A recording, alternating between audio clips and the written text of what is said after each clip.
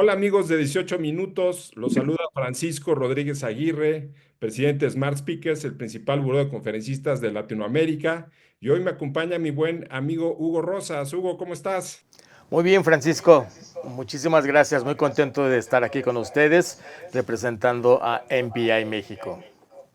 Excelente. Bueno, pues hoy nos acompaña Ramón Torrelemus.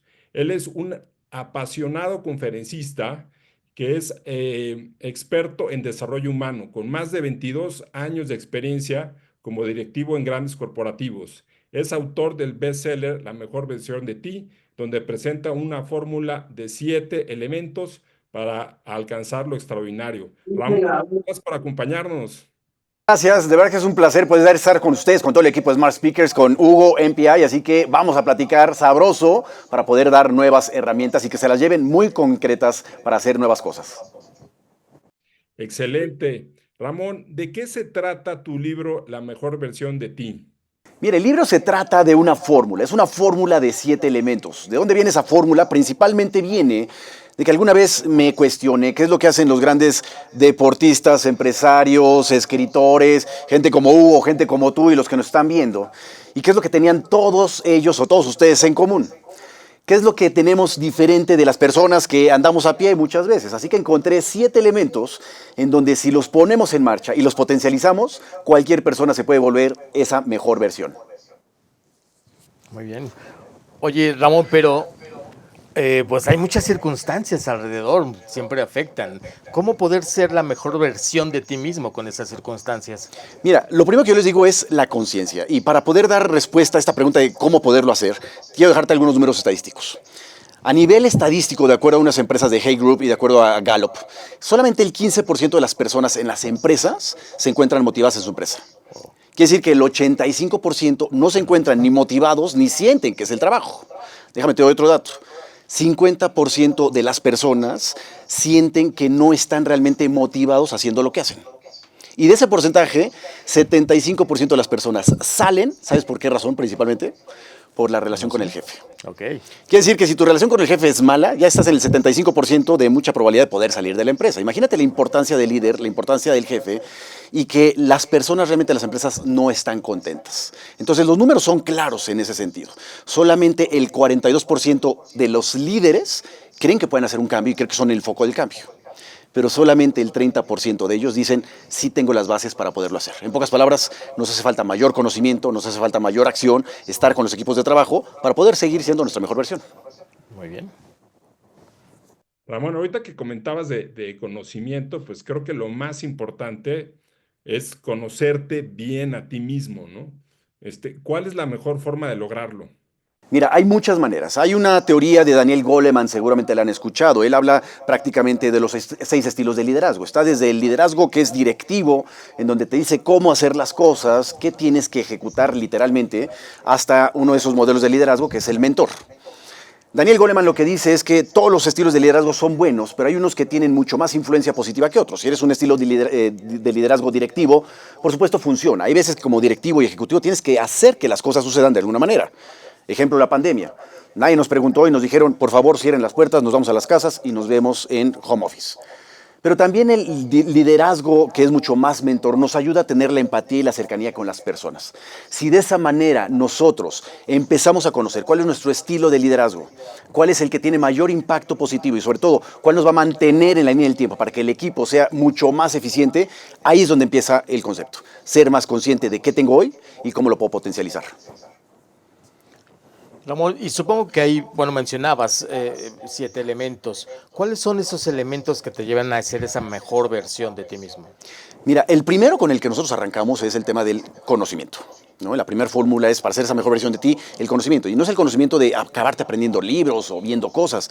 ¿Cómo realmente el conocimiento lo pones al servicio de lo que hoy haces en tu día a día, con tus equipos de trabajo? Hoy se habla que los principales directores generales, CEOs a nivel mundial, se leen más o menos 40 libros al año. Okay. Entonces ya desde aquí les dejo el reto a los que nos están viendo. Ya vamos en febrero. Al menos deberíamos de llevar un libro, ¿no? Okay. ¿No? Pero la intención es tener esta información, ver qué puedes utilizar y ponerla al servicio. ¿Cómo puedes ser mejor líder? ¿Cómo puedes mejorar la inteligencia emocional? ¿Cómo puedes tener equipos mucho más coercitivos en ese sentido? Y ahí es donde viene el verdadero aprendizaje. El primer elemento es el conocimiento que vayas a poner en práctica para todo lo que haces en tu día a día. Ok.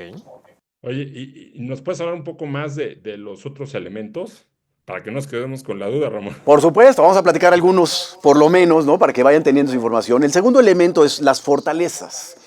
Una vez más menciono a esta empresa Gallup en una encuesta a nivel internacional. Gallup, después de entrevistar a más de 20,000 personas en el mundo, directivos y diferentes ámbitos, identificaron que si las personas conocemos nuestras 5 principales fortalezas, nos volvemos 1 en 33 millones. Yo les voy a poner aquí el reto a Hugo, a ti, Pancho. Si yo les dijera ahorita, ¿cuáles son tus principales fortalezas? A lo mejor los agarro, ¿no? Medio movidos, a lo mejor no. Pero cuando la gente no lo sabemos, pues entonces, ¿cómo nos movemos? ¿Para qué nos sirven las fortalezas? Las fortalezas son algo que ya viene en nuestro ADN, algo que no necesariamente estudié, algo que no necesariamente aprendí. Por ejemplo, yo soy muy creativo, pero nunca estudié en una agencia de comunicación, una agencia de creatividad, nunca he estudiado algo especial para mejorar mi creatividad. Pero se me dan las cosas muy creativas. ¿Cómo utilizo mi creatividad para diseñar una fórmula? ¿Cómo utilizo mi creatividad para diseñar conferencias? ¿O mi creatividad para impactar con los equipos de alto rendimiento? Cuando tú utilizas tus fortalezas y te enfocas en ellas, te vuelves 1 en 33 millones y ahí está la magia. Olvidemos las debilidades, enfócate en las fortalezas. Ok. ¿Que nos platique alguno más, Francisco? ¿Algún elemento más? Sí, ¿qué otro elemento verías tú que es así elemental, que no podíamos dejar así fuera? Definitivamente, todos los de la fórmula son esenciales porque por eso es una fórmula y es una Claro. combinación de todos los elementos. No los podríamos dejar afuera. Pero un siguiente elemento es el de la acción. Dice por ahí Brian Tracy, un gran gurú, ¿no? En el mundo de la motivación, tu mundo del liderazgo, que las personas vivimos en un lugar que se llama la isla de algún día. Y que ahí estamos, ¿no? Algún día viajaré, algún día compraré la casa, algún día seré director, algún día, y estamos en esa isla. Y la gran diferencia entre muchas personas y otras es que muchas personas sí deciden salirse de la isla de algún día. ¿Qué significa eso? Tenemos que generar accionabilidad en las cosas. No lo dejes en sueños. Alguna pregunta que a veces me hacen a mí es, Ramón, oye, ¿tú crees en los sueños? Y yo les digo, realmente no, no creo en los sueños. Ramón, ¿cómo crees que no? Si el mundo se hace de sueños, las empresas se hacen de sueños. Y yo digo, sí, pero realmente se hacen de planes. Cuando la gente tiene sueños, pero realmente tiene un plan por escrito y sabe el proceso, ahí está la accionabilidad. Y cuando lo pones en marcha y empiezas a dar un pequeño paso en la vida, esas son las pequeñas acciones que te permiten llegar hacia ese nuevo sueño que quieres llegar. Gracias, Ramón. Oye, ¿cuál es el reto al que se están enfrentando los líderes el día de hoy? Mira, justo platicábamos hace rato, los retos son infinitos, se están enfrentando a temas generacionales, se están enfrentando a temas de digitalización, se están enfrentando a temas internacionales y sobre todo se están enfrentando a temas de mucho más emocionalidad dentro de los equipos de trabajo. Hoy los líderes tienen que ser capaces de poder comprender en qué situación se encuentran y cómo poder manejar las diferentes situaciones. Hablando con un director de recursos humanos el otro día me decía, y esto puede ser controversial, pero me decía, yo a partir de ahora voy a quitar el home office. Le dije, perfecto. Y esta persona decía, yo siento que no son productivos, que cuando les hablo están en el súper o están haciendo otra cosa y no son productivos. Sin embargo, cuando hablo también con generaciones jóvenes, la primera pregunta que te hacen en una entrevista, te dicen, ¿y cuántos días de home office hay?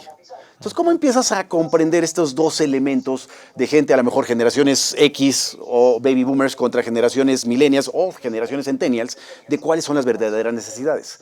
El reto del líder es justo, cómo comprendes la situación del mercado actual, cómo comprendes las necesidades de diferentes generaciones para poder entrar a un entorno mucho más positivo. Por supuesto, como empresario y líder, pues quieres dar resultados. Por los resultados los das con la gente. Y ahí es donde empieza la magia de poder resolver estas situaciones. Claro. Oye, ya nos platicabas de lo importante de las fortalezas para poder enfocarte en ellas, pero ¿cómo identificas, cómo logras exaltar más estas fortalezas, identificarlas también? Claro, hay muchas maneras, ¿no? Hay desde test, literalmente en internet puedes bajar un tema de test, te puedes meter al tema de Gallup, donde tú puedes hacer un pequeño pago y te identifica tus 34 fortalezas. Eso es maravilloso porque te las integra todas, que por cierto es un ejercicio que hacemos nosotros con las empresas. Cuando hacemos intervenciones con equipos directivos, identificamos las fortalezas del equipo directivo y sobre eso el equipo se va a empezar a comunicar. Y una manera muy sencilla, que yo se las dejo, porque si no quieres hacer nada de eso, es ve y pregúntale a la gente cercana. Pregúntale a tu esposa, pregúntale a tu pareja, pregúntale a tus papás. Y la pregunta es, oigan, ¿para qué creen que soy bueno? ¿Qué creen que es de mí las cosas? Y te van a literalmente decir para qué eres bueno, qué es esa fortaleza tuya. Así que es una manera muy sencilla de poder encontrar esas opciones. Muy bien. Ramón, también por otro lado, se comenta que pues es bueno que también sepas tus debilidades y pues que trates de alguna manera de superar en algo esas debilidades, ¿no? O que no estés tan, pues ahora sí, tan débil por ahí, ¿no? Entonces, ¿qué opinas de ese concepto? Por supuesto, coincido contigo, pero mi primer pensamiento es, las debilidades son por algo debilidades, y son debilidades porque pues, o no las desarrollamos o algo pasa dentro de nosotros. Así que mi primera recomendación es, primero enfócate en las fortalezas, porque si te enfocas sobre ellas, las debilidades se van a minimizar. Pero de acuerdo contigo, en donde veamos cuáles son nuestras debilidades. Les voy a poner un ejemplo muy claro. Una de mis debilidades mucho tiempo fue la parte social. Yo era de esas personas que decía, no, ir a una reunión, ¿para qué? Ir a una cena, ¿para qué? Venir a una entrevista, no, qué miedo en ese sentido. Pero hoy me doy cuenta que si yo potencializo eso, voy a tener mucho más posibilidades. Desde hace rato que conocí a Hugo, le estoy sacando plática. ¿Y quién eres, Hugo? ¿Y por dónde vas? Y platícame. Ya sabemos que somos corredores, ¿no? Y que Sí. le guste, que se va a correr ahí contigo. Entonces, fíjate cómo esa debilidad la aprovecho para poder conectar, para poder superar ciertos espacios, porque definitivamente, si yo la mejoro, me va a seguir potencializando a ser mi mejor versión. Claro. Oye, Ramón, pero ¿qué pasa cuando planeas y vaya, te enfocas en la mejor versión de ti mismo, pero las cosas no salen como lo planeas? Cuando no consigues los resultados obtenidos, ¿qué haces? Fíjense que yo les hago un ejercicio muy seguido a ciertos directivos, ¿no? Y a lo mejor aquí no lo ven en cámara, pero les pido que extiendan las manos. Si lo pueden hacer en casa, háganlo. Extiendan las manos muy bien extendidas. Entonces siempre les digo, enfócate en la palma de tu lado izquierdo y voltea solamente a ver tu palma del lado izquierdo. Todo lo que estás viendo en tu palma es el pasado, ¿no? Y el pasado es lo que ya hubo, lo que pudiste haber hecho, mejorado, y ahí está. Si tú te enfocas ahora en tu palma derecha es el futuro. Es lo que podría ser, lo que viene, pero realmente no lo sabemos, es incierto. Si ahora yo les diría, les pido que con las dos manos te enfoques a las dos al mismo tiempo, va a ser imposible. ¿Qué es lo que hacemos? O nos enfocamos en el pasado, de todo lo que pude haber hecho, todo lo que pudo haber venido, o me enfoco en el futuro de lo que hubiera querido. Las dos nos generan ansiedad, ¿no? Una me sigue generando miedo y la otra me genera ansiedad. En pocas palabras, más allá de enfocarte en el futuro, sí hay que echarle un ojo, hay que tener la claridad y la visión, pero enfócate en el presente. Frente a las circunstancias que hoy vivimos, trata de identificar cuáles son los posibles escenarios. Y aún así, identificando escenarios, no sabemos qué va a llegar. Pero si tú hoy empiezas a plantear caminos correctos para poderte dirigir y empiezas a tener tu plan A o tu plan B o tu plan C muy estructurados con esos planes, vas a poder minimizar esa incertidumbre que te da el futuro. Pero también el pasado, pues te ayuda a ver precisamente en qué has sido más exitoso, por dónde te han pegado más, ¿no? Entonces, también eso te ayuda, ¿no? Pues ahora sí, a construir tu futuro. Pero sí, coincido contigo, ¿no? Lo más importante, pues, es el presente y, pues, enfocarte más en él, ¿no? Con el plan que tú nos sugieres, pues ya ahora sí que tienes como que tu camino a seguir, ¿no? Pero pues ahora sí que estar más en lo que estás, ahora sí, ¿no?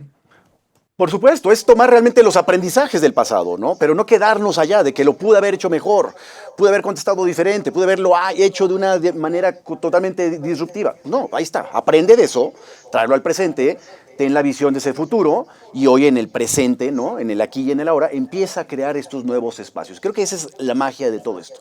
No quedarnos en el pasado, finalmente ya no podemos hacer nada, y en el futuro, es incierto, y lo acabamos de vivir hace 3 años, ¿verdad? Pero como viviendo hoy en el presente, puedes generar cosas. Un ejemplo que lo conocen ustedes muy bien. La gente en esa incertidumbre que vivimos hace 3 años realmente generó cosas innovadoras. Y se fue de un nivel A un nivel Z. Cuando hubo gente que realmente se quedó ahí pasmada porque no supo cómo reaccionar frente a esas incertidumbres. Ramón, ¿y cómo puedes utilizar todo esto para tener un impacto positivo con tus equipos de trabajo o con tus seres queridos? Mira, primero comprender que las entidades corporativas, las entidades de nuevos desarrollos, están formuladas para un principal elemento, generar economía, generar valor en ese sentido. Pero el valor no se genera solito, el valor lo generamos a través de las personas. Entonces hoy les voy a hacer otra pregunta. Imagínense, y yo sé que ustedes son personas de alto rendimiento, Hugo y tú. Si tú tienes que dar resultados en tu negocio o en tu empresa y te lo está exigiendo tu presidente, tu director o tú mismo que eres el empresario, ¿en dónde pondrías mayor foco? ¿En las personas o en los resultados per se? ¿En dónde lo pondrían? Le hago la pregunta, Hugo. Creo que tendríamos que ponerlo primero en las personas. Por supuesto, ¿no? Fíjate que hay un modelo que nos lleva a pensar que para poder darle esos resultados tenemos que poner el enfoque justo en las dos situaciones. Y hay un modelo que me encanta mucho, que lo utilizo, se los comparto, encantado de la vida, que le llamo el modelo de la bicicleta. La bicicleta tiene dos llantas normalmente. La llanta delantera de una bicicleta sirve para dirigirte, para guiarte, para llevar la dirección correcta. Realmente eso significa en el mundo corporativo cuál es el análisis, la planeación, el análisis que tienes y cómo estás dirigiendo tu negocio o tu empresa. Pero la llanta trasera significa la tracción, el movimiento. Y la tracción significa el trabajo en equipo, la capacitación, el desarrollo, la cercanía, el feedback. Tú no puedes andar en una bicicleta solamente con tu llanta delantera, solamente teniendo dirección y no tienes tracción, no funciona. O al contrario, si solamente tienes llanta trasera, pura tracción y no sabes a dónde, no va a funcionar. En pocas palabras, tiene que tener un líder el equilibrio correcto de saber a dónde va y cuál es el empuje correcto para poder llegar a ese lugar. Muy bien. Oye, Ramón, ¿y qué haces cuando tienes ciertos miembros del equipo? Te das cuenta que no están realmente cooperando y que no están ahora sí que pedaleándole a la bicicleta, ¿no? ¿Cuál es la mejor forma para trabajar con ellos? Mira, el primer momento que yo te digo es acércate a las personas. Y si me permiten, les voy a compartir una muy breve historia de algo que me sucedió en algún momento. Estaba trabajando con una empresa automotriz y de repente el gerente de ventas nos buscó, me contrató, oye, por favor, habla con mi equipo de ventas y sobre todo con una persona muy particular, se llamaba Lupita ella, porque era muy buena vendedora, vendía coches, pero lleva 2 meses que no vende ni uno solo. Ramón, habla con ella. Le dije, oye, ¿ya hablaste tú? ¿Ya te acercaste a ella? No, aquí en esta empresa venimos a dar resultados. Aquí venimos a dar números y ya lo saben. Y el que no da números, de patitas a la calle. Así fue su comentario. Le digo, oye, Rodrigo, acércate, de verdad, platica con esta persona. Y me dice, ok, vamos. Fuimos a hablar con esta persona. Oye, Lupita, a ver, ¿qué pasa contigo? ¿Qué está sucediendo? Y en ese momento empieza a llorar. Y nos empieza a decir, miren, no tenía la confianza de decírselo, jefe, pero mi hijo saliendo del trabajo se subió al pecero y en el pecero se subieron a saltar y lo acabaron matando. Mi cabeza lleva 2 meses en otro espacio, en otro momento, y no tengo para poder generar las ventas. ¿Cuál fue el aprendizaje de esto? Los líderes se tienen que acercar a las personas, porque la gente no está teniendo el rendimiento. Y pueden haber muchos problemas o muchas situaciones. Uno es, no conoce realmente los procesos, no tiene las herramientas para poder hacer lo que él hace, o finalmente todo el espacio emocional que tiene está viviendo en otro momento. Un líder tiene que tener la capacidad de poder identificar qué está sucediendo con las personas y sobre eso apoyarlos.